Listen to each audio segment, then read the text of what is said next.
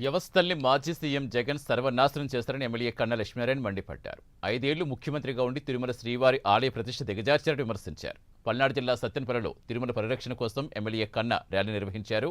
జగన్ అసత్య ప్రచారాలతో ప్రజల్ని మోసం చేయాలని చూస్తారని ఫైర్ అయ్యారు.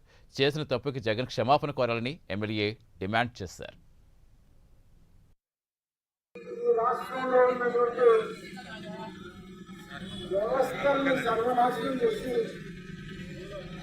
రాష్ట్రాన్ని సర్వనాశనం చేసినటువంటి మాట మరి ప్రజలు గుర్తించి బుద్ధి చెప్పారు.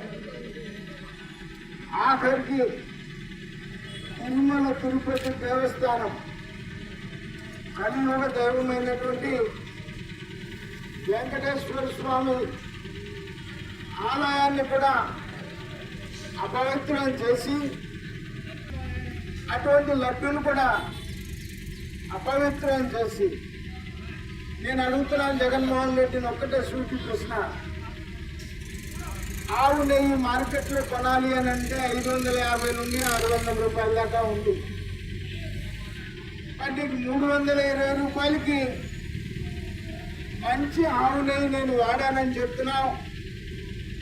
ఎట్లా వస్తుంది 320 రూపాయలకి మంచి ఆవు నెయ్యి? ఏ రకంగా సప్లై చేస్తారని చెప్పేసి నువ్వు మరి ఈ రోజున అప్పుడు ముఖ్యమంత్రిగా బుకాయించినట్టు ఇప్పుడు కూడా అబద్ధాలతో అసత్య ప్రచారాలతో ప్రజల్ని మళ్ళీ కూడా మోసం చేయాలనేటువంటి ఒక ప్రయత్నాన్ని మానుకొని చేసిన తప్పుకి చంపలేసుకొని క్షమాపణ చెప్పాలి, క్షమాపణ కోరాలి. ఇవి బులెటిన్ డీటెయిల్స్. నమస్తే.